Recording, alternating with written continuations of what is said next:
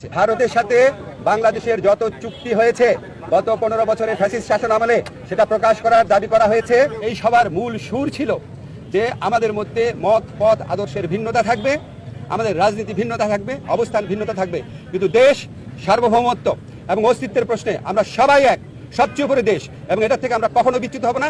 বাংলাদেশকে দুর্বল, শক্তিহীন, নতজানু ভাবার কোনো রকম অবকাশ নাই। এটা এই জাতীয় ঐক্যমতে, এটা একটা জাতীয় সমাবেশের মধ্যে দিয়ে, সকল রাজনৈতিক সমাবেশের মধ্যে দিয়ে এই বার্তা প্রকাশ করতে, এই বার্তা জানিয়ে দিতে বলা হয়েছে। ভারতের সাথে বাংলাদেশের যত চুক্তি হয়েছে গত 15 বছরের ফ্যাসিস্ট শাসন আমলে সেটা প্রকাশ করার দাবি করা হয়েছে, এবং একই সাথে সাথে রামপাল সহ বাংলাদেশের জন্য ক্ষতিকর যে সমস্ত চুক্তি আছে সেগুলি বাতিল করার দাবি করা হয়েছে। ফ্যাসিস্ট আওয়ামী লীগ সরকার এবং তাদের দোসরা বাদে বাংলাদেশে যত পলিটিক্যাল পার্টি আছেন সবাই আজকে উপস্থিত ছিলেন।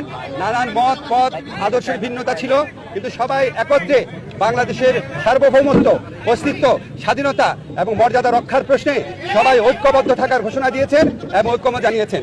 ওনারা এই সমস্ত আমাদের এই সভাতে যেই সমস্ত বিষয়ে ঐক্যমত প্রতিষ্ঠিত হয়েছে আমি একটু পড়ে শোনাচ্ছি আপনাদের।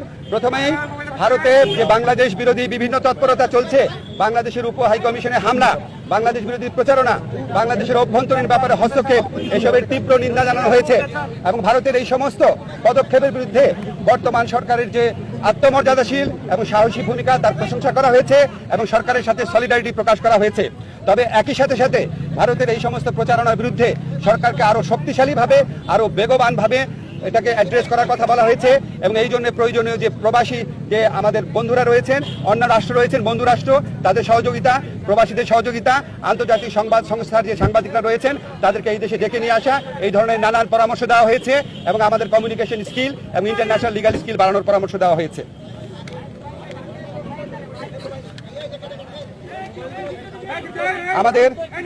আমাদের একই সাথে সাথে ভারতের সাথে বাংলাদেশের যত চুক্তি হয়েছে গত 15 বছরের ফ্যাসিস্ট শাসন আমলে সেটা প্রকাশ করার দাবি করা হয়েছে, এবং একই সাথে সাথে রামপাল সহ বাংলাদেশের জন্য ক্ষতিকর যে সমস্ত চুক্তি আছে সেগুলি বাতিল করার দাবি করা হয়েছে। বাংলাদেশের প্রতি ভারতের যে অর্থনৈতিক নিপীড়ন, যে সাংস্কৃতিক আধিপত্য প্রচেষ্টার চেষ্টা, অভ্যন্তরীণ ব্যাপারে নাক গলানোর চেষ্টা, সেটার নিন্দা জানানো হয়েছে এবং ভারতকে বাংলাদেশের প্রতি মর্যাদাশীল আচরণ করার, সৎ প্রতিবেশী সুলভ আচরণ করার আহ্বান জানানো হয়েছে।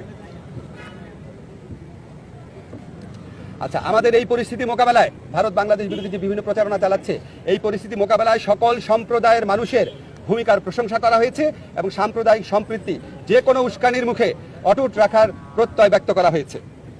সবশেষে সবাই একটা জিনিস বলেছেন যে আমাদেরকে আর শক্তিহীন, দুর্বল, নতজানু ভাবার কোনো রকম কোনো অবকাশ নাই।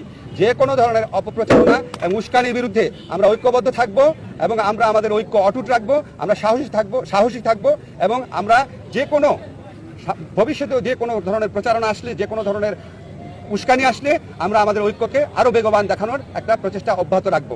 একই সাথে সাথে আমাদেরকে বলা হয়েছে, এটা প্রস্তাব আকারে আসছে, যে আমরা যে গোটা জাতি এই যে ভারতের অপপ্রচারণার বিরুদ্ধে ঐক্যবদ্ধ রয়েছি, এই জন্য আমরা সবাই মিলে একটা সমাবেশ করতে পারি কিনা, সবাই মিলে একটা পলিটিক্যাল কাউন্সিল করতে পারি কিনা, এমনকি নিরাপত্তা কাউন্সিল করতে পারি কিনা, এই ধরনের প্রস্তাব আনা হয়েছে।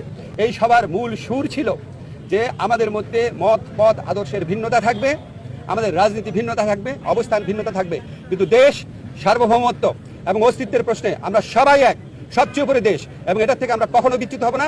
বাংলাদেশকে দুর্বল, শক্তিহীন, নতজানু ভাবার কোনো রকম অবকাশ নাই। এটা এই জাতীয় ঐক্যমতে, এটা একটা জাতীয় সমাবেশের মধ্যে দিয়ে, সকল রাজনৈতিক সমাবেশের মধ্যে দিয়ে এই বার্তা প্রকাশ করতে, এই বার্তা জানিয়ে দিতে বলা হয়েছে। আপনাদের ধন্যবাদ। Thank you. এই ধাক্কা দেয় রে মানুষ, বাবারে বাবা।